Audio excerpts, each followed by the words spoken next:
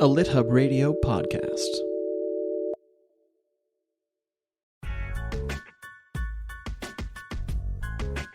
Hello, craft watchers, craft students, and craft implementers. Welcome to our first August Best of 2025 episode. And for those of you who've been listening a while, you know that we round up our favorite episodes and pull them together by theme. So here we are doing just that. And it's probably not surprising to hear that we chose Alison and Jeannine Ouellette to partner up because both of these interviews were very craft focused. And so I am Brooke Warner. I am here with Grant Faulkner. We are here to wish you a happy summer, what's left of it anyway. And Grant, we're only a month away from what a lot of people think of as buckle down time with back to school and all of the things that fall symbolizes. And a lot of people do take the summer as downtime, perhaps specifically August. But I just wanted to know before we get much further into this, are you having a good summer? I am, even though I haven't done many summery things. I'm afraid it's just nice to be in summer, I guess. You know, my daughter is home from college, so that makes me feel like I'm kind of on summer break just a little bit as well. And I did get away once to work, but still, I was in beautiful Park City for the Understory Conference, which I loved. And I loved hearing Danny Shapiro talk. And I loved that you and I got to do some fun working sessions in the wonderful Park City Library, which I highly recommend as an attraction in Park City. I adored the library. And I love seeing writers that I now know well, mainly through you, Brooke. You know, it seemed like a She Writes conference in some ways. And I say that that's a good thing. Oh, thank you. Yeah, it felt like that too. There were so many She Writes authors. It was awesome. Park City was definitely a highlight for me. Doing in-person teaching is a great reminder of how much I love it. Also, I love the interaction and the engagement that I get from being in a classroom. And as much as we do our best to replicate that online, there really is nothing like a live classroom environment. Even if you only get to do it once a year, it's just fun. And other than that, I agree with you. My summer has also been a little unsummery. We just haven't taken that many trips this summer. I think that's part of the reason, but we are going camping like pronto this week, actually. So I'm looking forward to that. Here in Berkeley, Grant, I mean, for people who don't live here, if you know anyone from Berkeley, possibly they've been complaining about how cold it's been in July. We had the coldest summer on record in something like 80 years. And I feel a little guilty complaining about it, which doesn't stop me complaining, but it's actually been tough because I think I do have seasonal affective disorder and I like to reserve that for winter. But this whole summer, we've just gotten like 2 hours of blue sky, lots of wind, lots of fog, and I've been wearing my winter jacket and that has felt unsummery. So I am just hoping that the fall delivers our summer. Well, Brooke, I'll repeat it for the millionth time, but it's a favorite saying or quote here in the Bay Area for those of you who don't live here. Mark Twain said the coldest winter he spent was a summer in San Francisco. Yes. But I'm going to hazard a very unpopular opinion, Brooke, and please, I hope you're sitting down. I'm one of those people who's been enjoying our gray days. So yeah, I'm on the, 5%, 2% of the people who've liked this weather. I think I could live in eternal fall. And one reason I'm looking forward to fall is that we have so many great classes and activities lined up with Memoir Nation, including classes with two of my favorite writers, Carvel Wallace and Maggie Smith. Yeah, I am looking forward to that too. And speaking of craft, we have some, more great craft classes coming up. Those two that you mentioned, also Janet Fitch's class, which we've been plugging, which is coming up very soon, August 19th, Writing Through the Senses. I think we've both taken Janet's classes before. She's just incredible. She is an amazing person to learn from. Memoirists cannot be reminded enough about how important it is to fully embody yourself in a given moment, which means in a scene, and how much writing with sensory details supports your readers to truly experientially feel embodied in your writing, your story, which is what draws people to memoir in the first place. Like you said, Maggie Smith and Carvel teaching on form and theme. Yay. I mean, I could just listen to this stuff all day. And the craft of memoir is really where it's at. So I'm excited. Well, you're in the right profession, Brooke, and the right place. So you've kind of solved life's puzzle about what to do with yourself. You are going to have a very particularly craftful fall, though I guess that's usually true with the various classes you do and the things that we're offering at Memoir Nation on top of it. But I agree. It doesn't ever get old for me either. That's craft. And I sometimes wonder if I like reading about craft more than I like reading the books that put the craft in place, actually. But I was surprised, though, in re-listening to these interviews with Jane and Jeannine, just how much inspiration I took anew. Like I was there and I heard it the first time. But this time around, I got a few more nuggets that are going to inspire me in my writing, which is the entire point of the show. So that was pretty gratifying. Yeah, I agree. And I feel the same. And it is a treat for us to offer up Jane and Jeannine's interviews again. So without further ado, here's Jane Allison.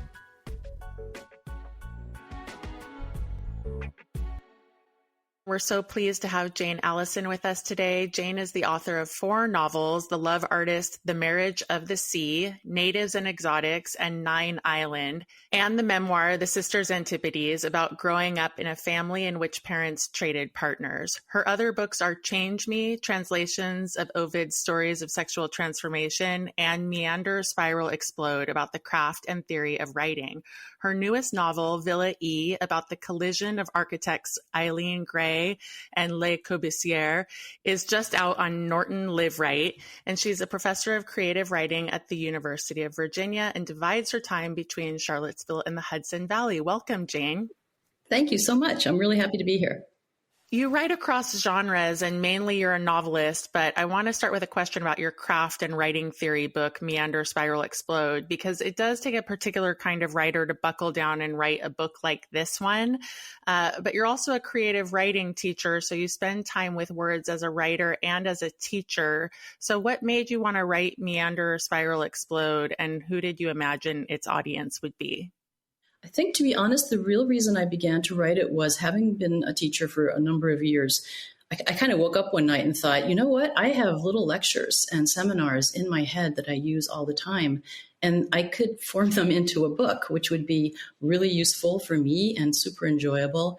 And then I started to, because you kind of end up saying the same things or having people read things. And I thought I could corral all of this into a book. And as I began doing more research and looking into what exactly I was writing about, I ended up kind of coming upon a theory that unified the different ways I was looking at more innovative forms of narrative. And so the book began through one impulse and then turned into something a little different when I had this sort of logical organizing structure for it.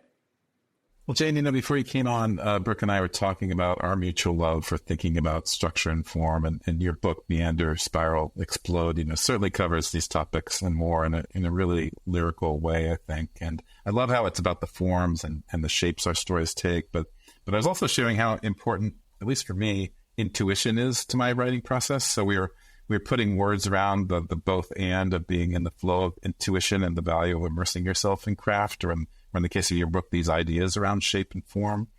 And nowadays, like so many people are writing, and that's wonderful. A lot of people aren't necessarily studying writing theory in this way. So I was wondering if you could speak to the value you put on studying craft and theory, especially given your background as a creative writing teacher. I suppose it's true when I'm teaching people how, when they're working on a thesis or they're working on a novel or they're working on a story or a memoir or whatever. I think I take the same approach in teaching as I have done in this book, which is that the intuition comes first. The material, the kind of urgency, the sheer stuff is what comes first. And you begin then to think about how it should have form. What is the form that feels most right for it?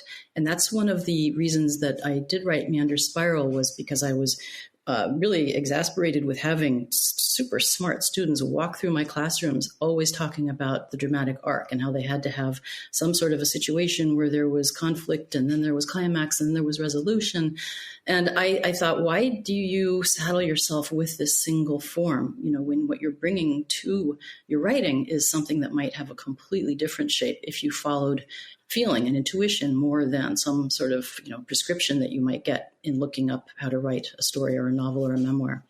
Jane, there's a feature of you on your website talking to students about memoir. It's interesting to me because it's an interaction about the ethics of memoir, and you're talking about whether or not you're allowed to get into a character's head, and you say you're not in memoir. I agree with that.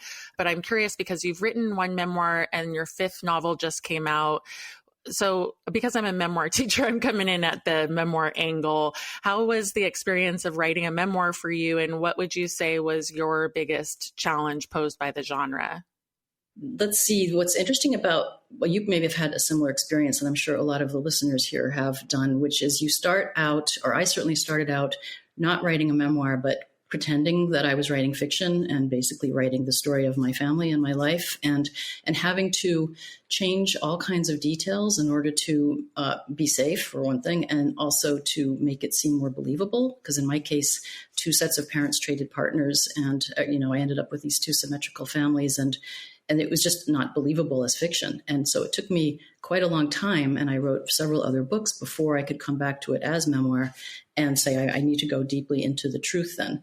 So, among the many challenges was dealing with the feelings and kind of coming up with a way to find focus in what amounted to 40 some years of life and follow some clearer lines and keep the patterns more clear while having the kind of the moral imperative of trying to reveal a lot about myself, trying to tell things that happened, giving it a real aesthetic sensibility, not just being a tell-all, while being mindful of other people, and yet not too mindful, because I feel that if you're writing memoir and you're worried about what, let's say, the parents will think, you're never going to be able to do it.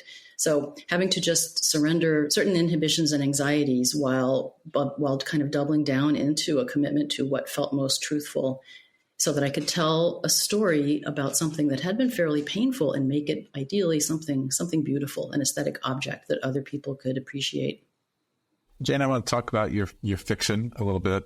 Your latest novel, Villa E, just came out last month, and it's about the real-life collision of Irish designer Eileen Gray and famed Swiss architect Le Corbusier, Corb as he was known, who had an infamous feud over a French villa, E1027, designed by Gray. And you spent a long time on this novel, and I've had a couple of those kinds of projects too.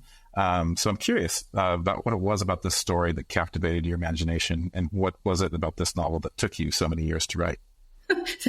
So many years. Honestly, I think 20. It's terrible, but I first heard about it about 20 years ago. I was living in Germany with my then husband, who was an urban designer, and he went to a lecture about it and came home and said, you would really love this. And he just told me the rough story about Corb, this infamous, bombastic superstar, and the obsession he developed over this woman's, first house, really, and how he ended up being obsessed with it, making a model of it, coming to stay there in a fit that no one quite knows why, covering it with murals. It drove her away, then building a cabin next door, more cabins behind. He just co-opted the place and removed her name from it, and even led people to think that he had designed it. And this was a woman who had designed, 3 houses. So it's hard not to be interested in a story like that. I was also drawn to very specific images. Like there's a famous photo of him standing naked, painting, doing one of his paintings on her wall. And he's like a caveman. Or he's not like a caveman. He's like someone painting in a cave in a kind of solipsistic space. So the sheer story was really interesting. And then one of the things that took me so long to write it was it would, you have a storyline, and it could be something like 40 years long, and to render that in a linear way would be unbelievably boring.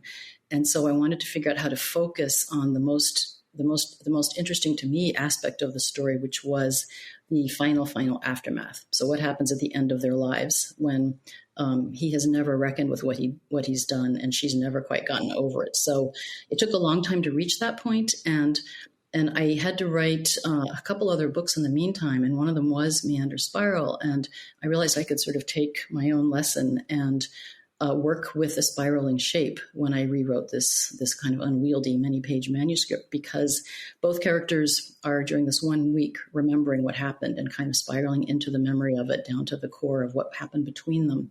And I don't know how I wouldn't have thought of this earlier, because the central figure in Eileen Gray's villa is a spiral staircase with which she screwed the house into the rock. And he used the same kind of shape for his cabin next door. So it just felt like this is a case where there's all this material, there's all this matter. I don't know how to form it. And I just kind of waited until intuition led me to it. And it was to follow that particular form. But I couldn't have written it that way when I started out 20 years ago. Well, Jane, I want to loop back to something you said earlier about witnessing your students coming into your classes and being so sort of indoctrinated and dominated by, I'm guessing it was Freytag's pyramid, our traditional, Western narrative structure. And I came out of an MFA program, and I often say that I was afflicted with that kind of structure of storytelling because it was always put forth as the way to write a story. Every story fell into that structure I was told in one class. So I always felt a little inadequate trying to write stories in a different way. And the publishing and writing world just definitely added to that feeling like you can't publish much if you don't write it within these conventions. So I'm curious because you published this book in an interesting time, in 2019, right before the pandemic, and the pandemic helped open the doors to a social justice movement that's, definitely changed the face of publishing to some extent. And Brooke and I have noted in other episodes that we feel a change in the openness on the part of publishers to elevate new voices and new ways of storytelling. So I'm curious, what do you see from your vantage point as an author and a professor about the state of literature these days? And are we breaking free from some of these confines that we've been brought up in? That's a super question, or a series of questions. I think probably because I'm at the kind of weird moment of having just released this new book last week, and I'm kind of waiting to see what reviews will be, and hoping there will be some naturally. I'm looking a lot at what is being reviewed right now. And I think that while publishing has opened up to other voices, I am not so convinced it's opened up, at least mainstream New York publishing, to other forms. I still feel as though there's quite a lot of weight on conventional narrative movement. There's much more openness to speculative stuff and to people incorporating autofiction, which is not so very different, but autofiction and speculative fiction into things that might be otherwise semi-realistic. But I can't say I have seen a huge, big openness in the mainstream publishing industry to different forms, to more experimental forms. I feel as though it's still the same small publishers, New Directions and to some degree Catapult, but not so much anymore, I think. So I'm not sure I feel that. I feel different voices, but not different formal strategies so clearly. It's interesting because I think I have felt it a little bit more in memoir. And so maybe it's a question too across genres. Like I think that more something about genre influence, like more poetry in memoir, perhaps. It's just something to consider. And I so appreciate your take because like you, I'm longing for these new forms and for people to come in and kind of explode genres. Yeah, I'm glad you said that because I was about to catch myself and say, I'm really talking fiction here because I think memoir and creative nonfiction can be much more open formally. I mean, people writing lyric essays have been working with braided forms forever, and that's basically spiral form. So, and they've, the poets and nonfiction writers will think of the Fibonacci sequence, which is a different kind of spiral and fractal as well. So I think you're right. I think other genres are more open. And fiction, perhaps because it can be such a kind of so-called, the money beast is less so far open to innovation. Yeah, interesting. Well, thank you, Jane. We're so grateful for your time. Thanks for coming on the show and congratulations on Bill E. Yeah, thank you, Jane. This is wonderful. Thank you very much. It's been a pleasure.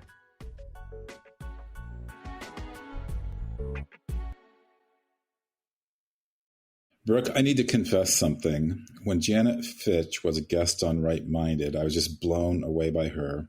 And one, I don't think my writing is exactly full of the senses, as she puts it. And then two, Janet shared the most amazing and delicious sensory activities as part of her class or as part of the interview on the podcast. And I was like, I have to take that class. And now I can, because she's teaching for Memoir Nation on this very subject, writing through the senses. And that's happening on August 19 at 4 p.m. Pacific and 7 p.m. Eastern Time. Yeah, I agree. I was completely mesmerized when I read her most famous book, the bestseller White Oleander, and I was entranced when I took her class on writing through the senses. I guess I technically observed it because we co-hosted it. But, this really is a special opportunity, so much so that I hope our listeners will take advantage of it because $49 a la carte is a pretty good value, or you can become a member at the Path 3 level and you get this class as part of our monthly classes. So we are putting in a plug here. Everybody go check out the details on memoirnation.com. Good plug. But I'm going to plug this class one more time because one thing I loved about talking with Janet is just how she opened up an awareness of different sensory experiences personally for me. And then I found it so expansive and meaningful to capture sensory experiences on the page as a writer. That's so difficult to do. And we humans are like just such visual creatures. And I think there's some stat that I once read that the descriptions in novels are something like 80% visually oriented. I haven't done an analysis of my work, but my guess is that most of my descriptions are highly visual. So Janet really gave me some important new writing tools, actually. Yeah, I have to say, I totally agree with that. I write a lot of thought pieces. We both do on Substack. And therefore, that just automatically makes you lead with the head. Mm-hmm. And in memoir, you want to lead with the body as much as possible. And it's key to showing rather than telling.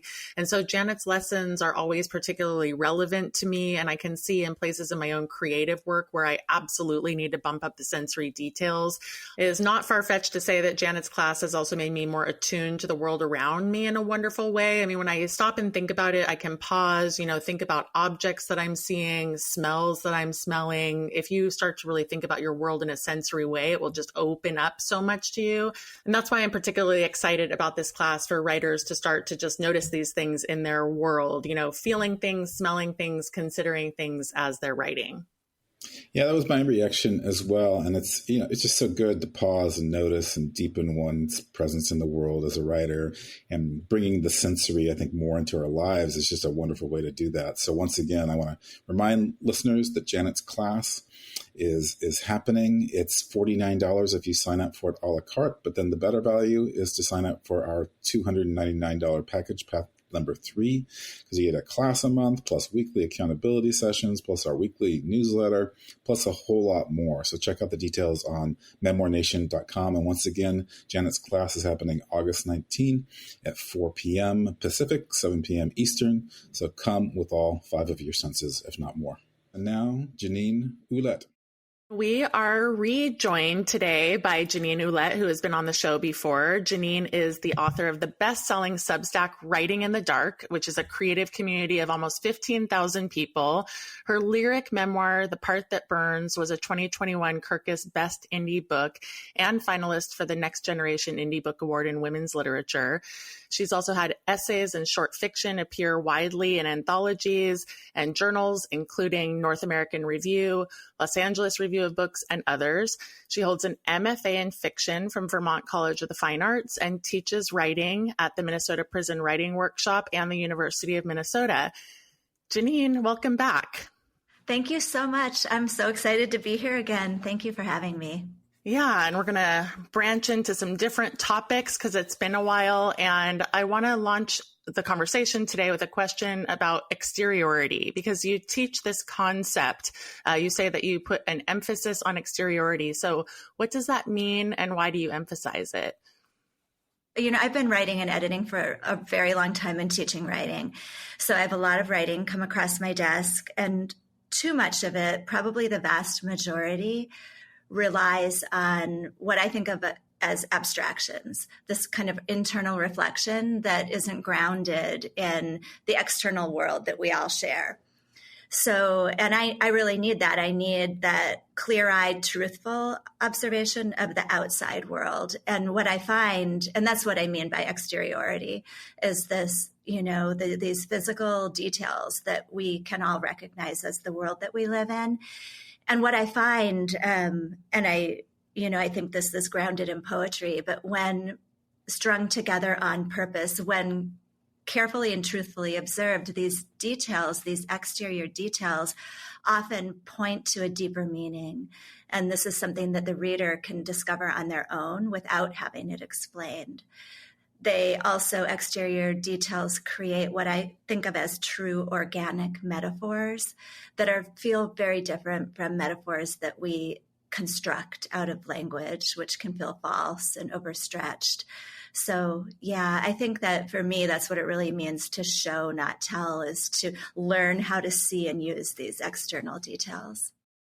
Well, Jeannine, I want to talk a little bit about your very successful Substack, and you've told us that you and your community do language together, and for you, writing is part of a deeper, vaster conversation about how attention, curiosity, playfulness, and surprise provide a portal to the profound on the path to becoming. And you also said that talking about how to write better without this larger context is kind of boring, and I really love that. That really resonates with me. So I was wondering if you could tell us how you got to this place where your focus is on attention, curiosity, playfulness, and surprise, and what you're learning along the way. Thanks for that question. Especially like it is kind of boring, isn't it? It just ties directly to my belief that writing is more than writing. It's a way of living. Writing is who we are in the world. It's how we walk in the world. It's the same thing as living and vice versa. And this is just inevitably true because human beings are narrative beings. So we make sense out of the world, out of ourselves, each other, the whole world. We do that through story, which is language, which is words, which is writing. And so we're doing that all the time. We're writing a story all the time, every minute of every day, whether we're conscious of it or not. So this practice of intentionally engaging writing and writing as living as a process of discovery, curiosity, attention, that includes, as you said, playfulness and surprise. And I would add to that a great willingness to fail. We're going to inevitably enrich and expand and bring to life our experience of the world and the language that we use to understand and convey it. And I feel like what could be possibly more important in terms of advancing our writing practice, the part of that we, kind of separate out and think of as writing, and for prose writers for shaping our stories than that. I feel like, you could boil this down to a really clean, plain premise, which is we don't know as much as we think we do. Mm-hmm. Isn't that true? We don't. And our lives and our writing benefit so much when we lean away from this clinging to, the story we think we know and instead into this unknowing. And what it does is it shifts our writing practice into something that feels more like a mystery, where we have to be continually observant, continually paying as much attention as we can to what's right in front of us, or what's living in our stored memories, the shapes and the textures and the contours of those memories, which, science tells us these memories are alive. They're not static, and they can only be brought to life on the page or really animated on the page through this process of curiosity and attention and our willingness to see things that contradict or challenge or add to or expand whatever we thought we knew. So my feeling is we have to be less certain and more curious and attentive. And my favorite quote about this is from Maria Popova from The Marginalian. She said, "Nothing, not one thing, hurts us more or causes us to hurt others more than our certainties." She says the stories we tell ourselves about the world and the foregone conclusions with which we cork the font of possibility are the supreme downfall of our consciousness. They are also the inevitable cost of survival, of navigating a vast and complex reality, most of which remains forever beyond our control and comprehension. And yet, in our effort to parse the world, we sever ourselves from the full range of its beauty, tensing against the tenderness of life. Wow. That's a beautiful quote. Thank you for sharing that. I feel like this next question is going to segue into like just building upon all the things that we're saying, because you and I were having a little bit of a conversation in preparation for this interview about this idea that memoir writers in particular can fall prey to overtelling.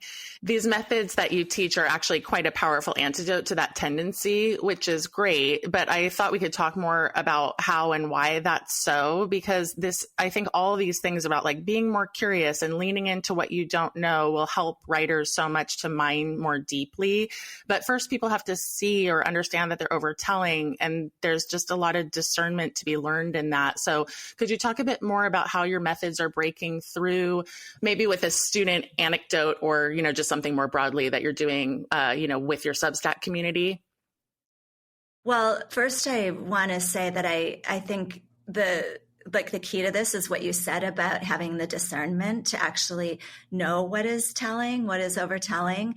It's so hard to teach. I find it's probably one of the hardest things to teach, especially in memoir, because there's so much advice out there about how memoir needs reflection, it needs interiority. And, this Vivian Gornick quote, which is true, by the way, it's not what happened to you, it's what you make of it.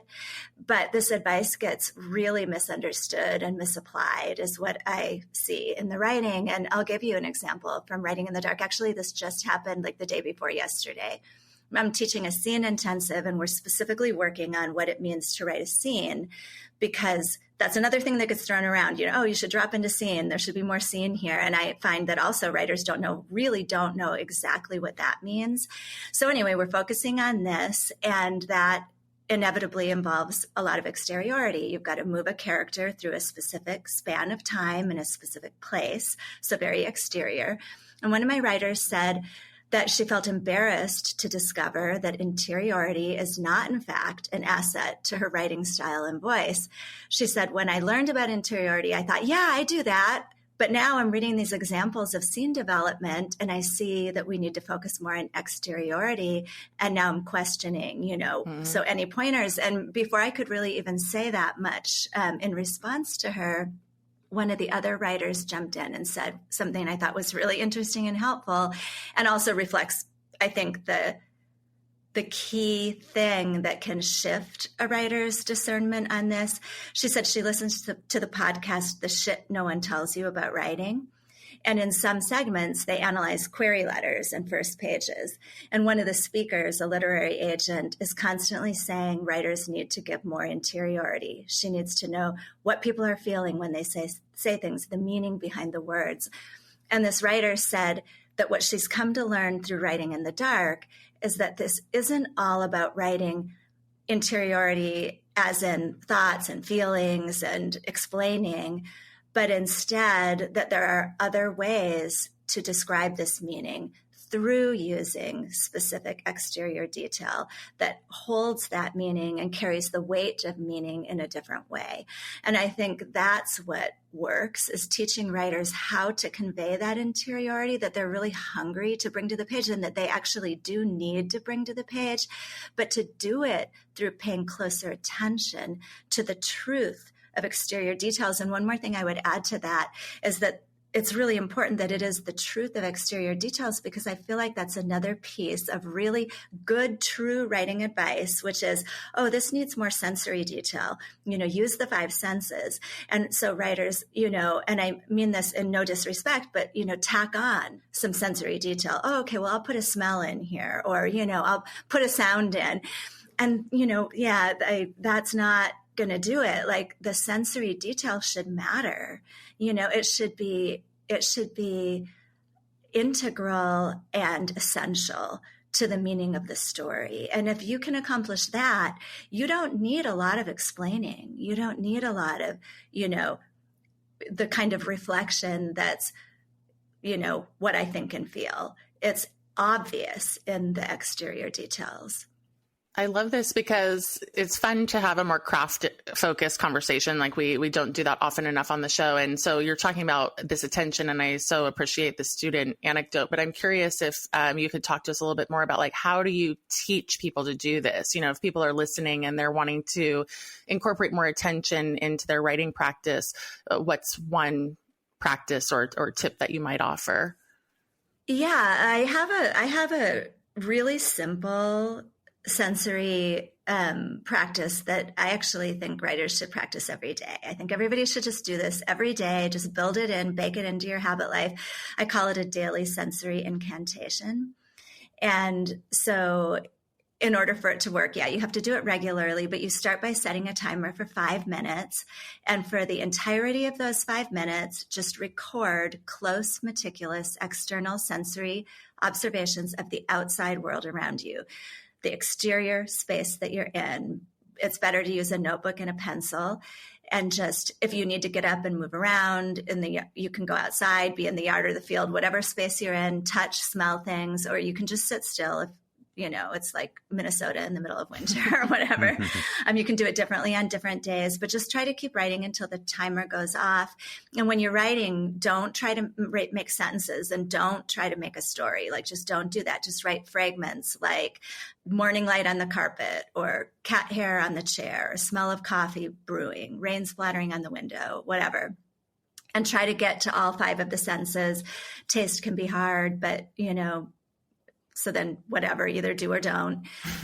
And then, but the most important thing is don't analyze, don't interpret, don't make sentences, don't make a story, don't try to stretch into comparisons or metaphors, be literary, profound, nothing like that. Just be very literal, very strict. And you can, when the timer goes off, if you want to have a kind of immediate experience of how, kind of how this can work in terms of reflecting something more than the sum of its parts, is you can choose your top 5 fragments, the ones that you think are the juiciest, that have the most spark, are the most alive, are the weirdest, and just put the words I am in front of those. So it would be like, I am morning light on the carpet. I am footsteps on the porch. I am rain splattering on the window. And just like take notice of that, because the reality is that we do see ourselves in the exterior world that we observe. Anais Nin said, we experience the world not as it is, but as we are. So when we begin to really pay attention to these exterior details, we're actually getting a pretty accurate mirror reflection of ourselves and who we are and who we're becoming. Thanks for that. Very cool. Yeah, following on Brooke's question, Jeannine, we want to give you a chance to deep dive a little bit into playfulness. And you shared with us that you also teach separate but related to playfulness and attention, surprise and its close cousin, defamiliarization. So we're looking forward to hearing you talk more about these concepts. Yeah, playfulness, I feel like, is so important. It's so essential. And it ties back to something I said earlier, which is this idea about being willing to fail. There's this paradox where we take the work really seriously. We care about it. We want the writing to be what we want it to be. And so in order for that to happen, we have to take it seriously and be invested in it. But if we're so attached to the outcome, like it has to be good, then we really can't ever take the risks and, go outside of our comfort zone, do things on the page that will lead us to those surprises and discoveries that will potentially produce the really beautiful things that we're hoping for, the really startling writing that we're hoping for. And so I really love literary constraints. I teach with literary constraints. I use them for myself because they are a form of play. First of all, they're just inherently, they're puzzles. So you're playing a game when you give yourself a literary constraint, and they can lead to frustration, and they can be silly and produce writing that it's just nonsense. You're like, okay, I can't use this for anything. But I feel like when we engage in that practice of playfulness with literary constraints, if you take that up and you do it regularly, you will inevitably discover some snippets of writing that will stun you. And so you go in and you're invested, but not attached. It's investment without attachment. You can acknowledge that, yes, I want my writing to be profound and literary, but you can't go in with this idea that I'm going to make it profound and literary, because it just, it doesn't work. It's too tight-fisted. Yeah. And the other thing I like to do, and these can also be constrained exercises, but I love collaborative writing exercises. And so those are harder to do digitally, although I have found some ways that work to do it. But it's just such a wonderful, I teach in the prisons, and I had my final class for our advanced scene writing intensive that we did over the fall. And we did this incredible collaborative writing exercise where everybody writes down a question and an answer, and it's a why question, like why, is the sky blue? And then you write your own answer to that question, and you do it on 2 separate pieces of paper, one with a Q and one with an A for question and answer. And then we read them out loud, and it's like, okay, cool. And I let people write any kind of questions they want. So it doesn't have to be poetic. One of the guys wrote, why do dogs roll in shit? Okay. So, they can write whatever they want. But then after we read it all out loud, everybody takes their answer and passes it to the person, to their right. And I've done this so many times in so many different kinds of groups, in person, online, and every single time you get these profound matchings, between the questions and the answers that were not meant to be paired. And what that every single time it reveals this truth, of this willingness to let go of what we think we know, that there's something else right beyond that, or 5 degrees to the left of that, that's going to reveal or answer or portray the thing so much more powerfully than that first go-to, And so if you think of memoir as a question that we're answering, then that willingness to see beyond the first answer to the question. Yeah. So I think that's how I think about playfulness and surprise. It's awesome, Jeannine. Thank you. It was just fun to listen to you talk, because it's like listening to you teach. And, in closing, we're all kind of Substack evangelists here. We're all having a great time over there, and you've built a really incredible community.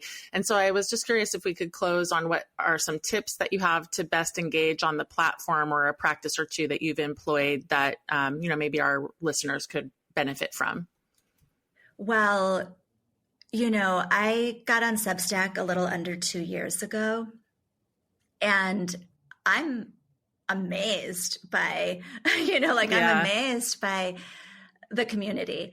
If you had asked me 2 years ago if it was possible to do what I'm doing on Substack and have the kind of intimate, vibrant creative community, I would have said absolutely not. Like, you can't do that, through a newsletter and in a digital format.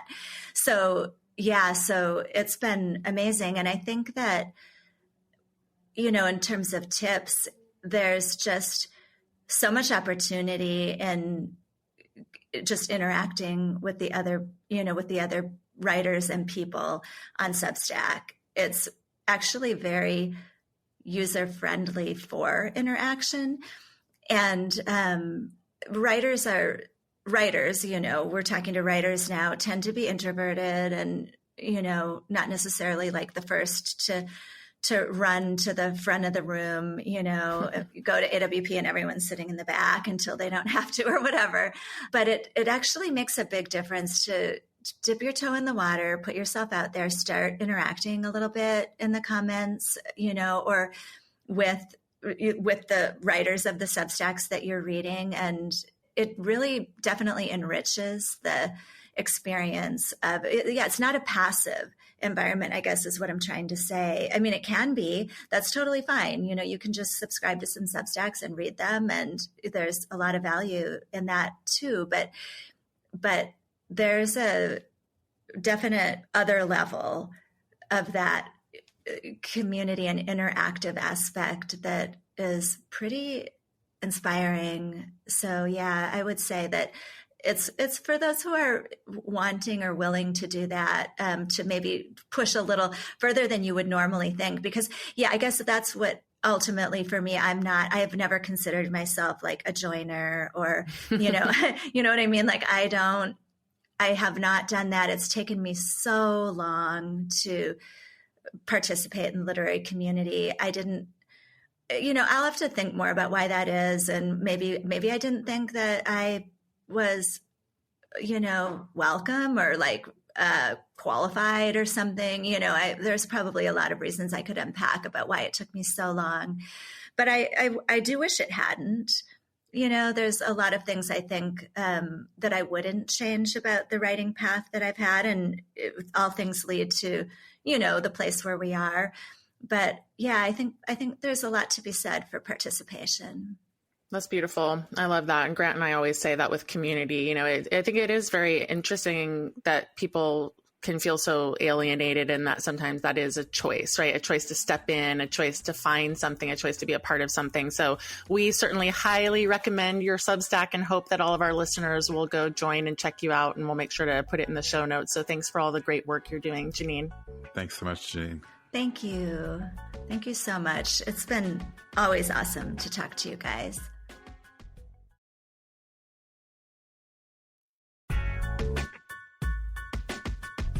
Well, we're making it easy for ourselves here by doing the same closing for all 4 of these August episodes. So thank you for listening this time. And if you're a regular listener and it's mid-August, you can toggle off the show now. But truly, we thank you. We wish you a happy August. We welcome you checking out Memoir Nation and our upcoming offerings. And between now and the end of the year, you're going to see some pretty transformational stuff going on. We are launching some new community features, and we are getting prepared to offer some writing challenges. Super excited about that. So if you're not already signed up, please do check out Memoir Nation. Start at the free level, and at least you'll get updates about what's coming up so you can opt into things as you want to. Or, of course, we want you to sign up for a membership. Either way, we just want to stay connected here in your inbox and on the podcast. So thank you all for making Memoir Nation possible. And until next week.